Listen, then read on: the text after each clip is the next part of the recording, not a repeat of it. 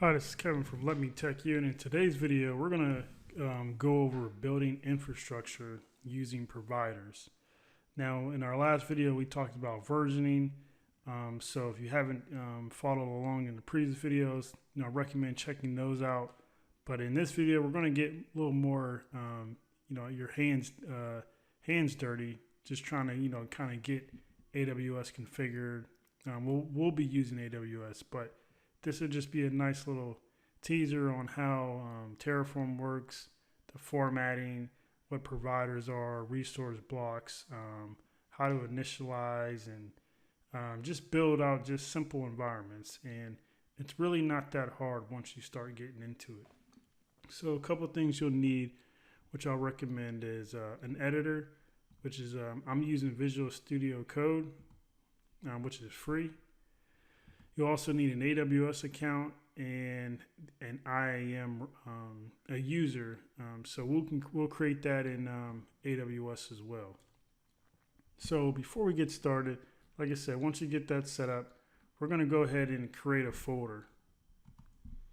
And I'm going to create a separate folder from what I already have. And this folder can be anywhere. If you don't already have Terraform installed, like I said, go ahead and check out that first video in this series, and that'll get you along there. So I'm going to create a folder called just new folder Terraform provider. And then inside of my Visual Studio Code, I am going to add that folder to this current workspace here, add. And then I'm going to create a new file, and I'm going to call that main.tf.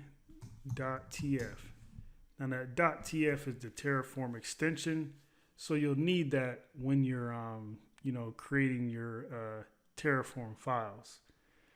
So now that we got that set up, we're going to just go ahead and add some just some basic stuff in here. So we got our Terraform block that's going to be always at the top.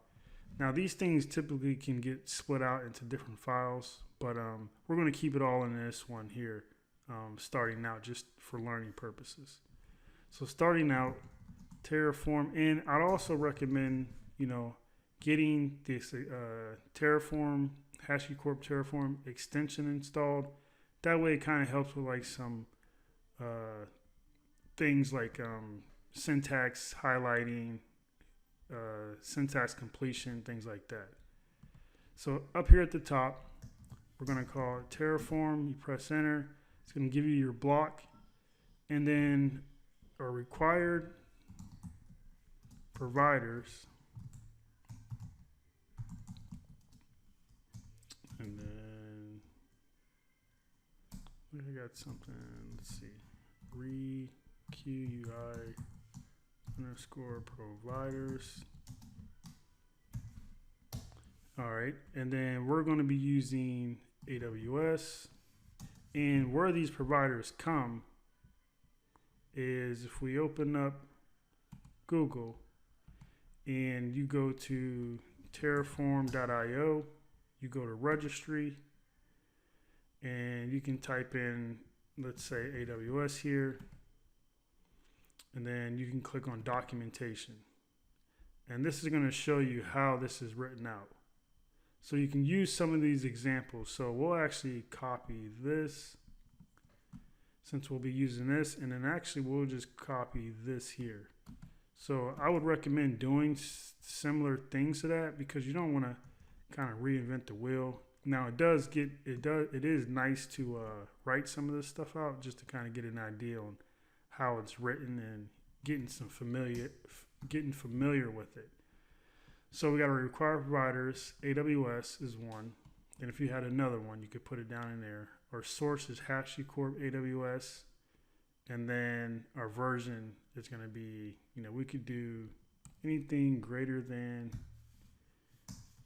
or equal to 4.0.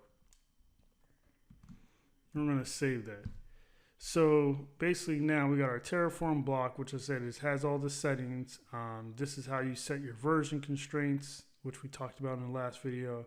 you got your required providers block, and then down below you got your provider block. And this configures the specified provider, which is in this case AWS. So you can use multiple provider blocks in the Terraform configuration. You can even use different providers. So say if you're using AWS, you might have another provider for, I don't know, it could be something like a monitoring service or something like that. So then once we get into that, we're going to get into then creating resources. But before we do that, we'll need to set up some users and things like that. So what we'll do is we'll actually go into Terraform or AWS and aws.amazon.com. You're going to go sign in. And we're going to go into EC or IAM, which is Identity and Access Management. And you're going to create a new user. Users. And then you're going to go add user and create a username. So we just, Terraform test. We're going to do access key, programmatic access, doesn't need GUI access. And then let's attach existing policies. If this is like a dev test environment, you're just, bringing up, destroying, you can, either give it admin access or just filter it down to what you need. You'll just need to know exactly what you're going to be doing. As far as either building EC2 instance, but for learning purposes, that's fine. And then you can do some tags and then review it. And then you'll want to hit create user. Now, before you get off this screen, you will want to download this file. We'll need the information in there for the next part. So I'm going to go ahead and close this out here. Okay, and then once we get that set up, then you'll take the user and let me delete this since I won't need it. And you'll want to keep that key information secure as well, because if anything gets a hold of that, then you could potentially lose. Basically, like basically if someone who's to gain access to that, they could gain access to your account. So then what we'll do here is we'll go into our folder here. So we'll go. So now if we go into Terraform, there's let me find where it's at. So if you see in the root of this folder here, there's a .aws. So as you can see, it keeps these like credential files for different like types of services or for providers you're using. So you want to go into there and you'll want to create a file called credentials. Basically, mine is like, what I'll do is I'll pause this and take my live credentials out of here and I'll show you what it should look like for you. Okay, so once you create this, so I have it as -copy, but this is just a copy of this without the information in there. So what yours should be formatted is like AWS_access_key_ID, and then the key from that file that you downloaded. And then same thing for the secret. Then once you save that, and then you want this default block here at the top. So you'll save that, and then I can get rid of this. And we'll show a better way of doing it here. I don't like doing this, I only do it for demo purposes. But there's a more secure way of actually storing your keys without having to have them on your local PC.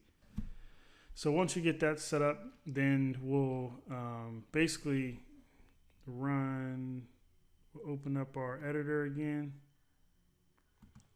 and we'll run Terraform init. So you can see here we got the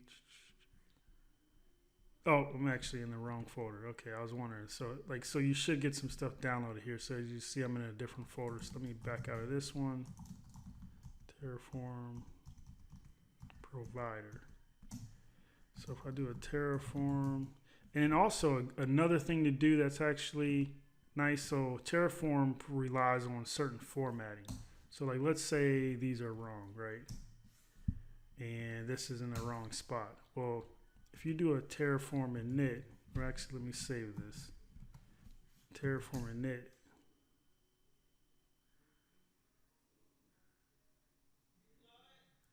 So it's downloading the current provider and everything. So actually, let me actually throw in like a quick resource real quick. So I'll do, so this resource, AWS underscore instance. We'll get into this here in a second. Instance. I just wanted to show you what happens if you AMI equals, we'll have to go find an AMI real quick. So to get an AMI, just depending on the region you're in, you can just go launch instance.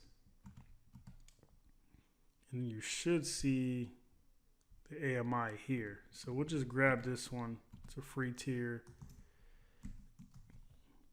And then instance type t2.micro.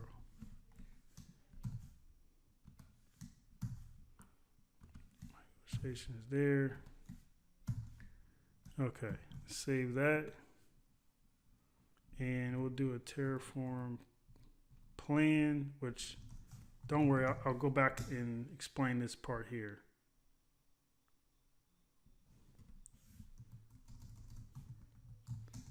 I believe it should have aired out because of the, no, yeah, it's not. So typically these, so I wanted to show, maybe it's something I missed. So if you do a Terraform, you're going to notice those actually switching back. So as you can see, it formatted it the right way. I don't know if it's, maybe it might have failed when I did the yes, when I accepted it there. But basically, whenever you're done running or creating your code, you'll want to actually run this Terraform format, and that's just a good way to keep the alignment and everything correct. So let's just divvy back a little bit. So now we're getting into the resource blocks, and resources is what you create. So it's just like a given type with a given local name. So this type must come from Terraform. This name can be anything. So as you can see, I put this AWS instance in, and to get that, let's say you're just trying to build a server. If you go into the documents and you do instance, you can search their documentation. It's really well, real well documented, so you shouldn't have any issues. And you want to go into the resources section. Data sources, if you see, they have the same thing. You don't want to use the data. The data sources we'll get into, but what that does is it allows you to query the like instance types to use like programmatically to dynamically pull in information. So we'll go AWS instance, and as you can see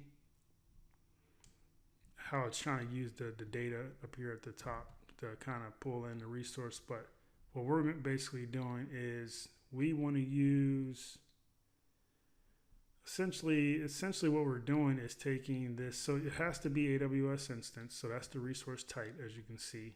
And then there's these other arguments down here, which is what they call them. Right. So these argument references are things that you can utilize, like, the CPU core count, availability zone. Now, the only ones that's required are the ones that's going to say required. You see how these say optional? These aren't required. So if you do a Control F, which is what I usually do, and I just type in required, I usually just kind of filter through and see which ones are required. Now, even though these say required, it's only required if you utilize, as you can see, certain like resources within this. So really the argument references that we need is the AMI. So let's see, other than that, that's it. So we're going to do AMI instance type, and this is actually going to be configured in the default VPC. So when you set up an Amazon account, if you don't already have one, VPCs get generated in each region automatically. So it's a way for you to kind of get in and get to work right away without having to configure anything. So this instance name actually can be, this is a local just thing, so you can name it, my Linux instance. And we're going to save that. And then we're going to do a Terraform. And what you want to do is a Terraform plan. And this plan is actually going to just kind of give you a synopsis of everything that's changing. So as you can see, file plan to change. Let me scroll down a little bit. So you can see we got one thing being created. AWS instance.myLinux instance. That's the AMI we're using, and all this other stuff will be known after we apply it, because we just don't know what it's going to pull. Terraform doesn't. So then once you do that, this all looks good. You don't see anything being destroyed. We'll do a Terraform Apply, and this is just going to have you actually confirm with yes that you want to do that.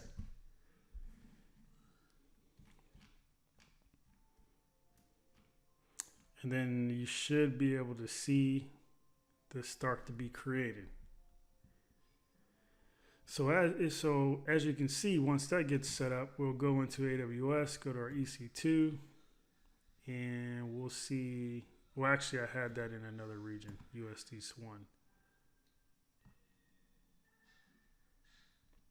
If I remember, let me double check. USD's 2. Maybe it just needed refreshed.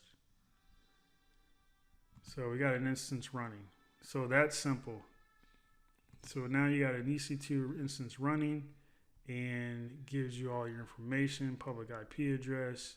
So if we actually do a show or a Terraform show, this command actually looks at your state file and pulls in. So basically your state file is what kind of is your resources, like, information. Sometimes these can hold like secret information. So you want to always secure your state file. You don't want to make changes in here as well, because this needs to match with what your resources are in the provider that you're working with. So as you can see, public IP 3.144, 3.144, and as you can see, it shows it here. So that's really it for, as far as this simple way to kind of, view your, infrastructure, create infrastructure using Terraform. Your next steps is basically to kind of build off of that. We'll do another video on basically reviewing the remote state, destroying the infrastructure once you're done. Just check on that other video there. Actually, I can actually just show you real quick here. So once you're done with all your information, we'll want to go Terraform destroy once you're done to get rid of it, your infrastructure. And that's the great thing about using Terraform is you don't have to then go in through the GUI and delete a bunch of stuff and maybe leave something that could then start billing you. So now if we go here and refresh, we'll see this is shutting, the instance is shutting down. So that's it. That's it as far as building infrastructure. Won't go too deep, but you kind of get the idea. The easiest thing to kind of remember is as you're starting to build stuff, keep an eye on the documentation. So even if it's not AWS, if we go back to the registry of the other providers, you got Azure, Google Cloud, Kubernetes, Active Directory, things like that. Once you're working inside those, it's easy to just kind of look here in the documentation, look at what you're trying to build, and just kind of use some of these examples to kind of build out from there, and then modify it. And as you kind of get better and better, you'll be able to manage the code and make it a lot easier over time. So again, thanks for tuning in. If you have any questions in regards to this video, drop a comment down below. Be sure to like and subscribe, and I'll be dropping more videos on Terraform over time. Again, thanks for tuning in. Hope to see you next time.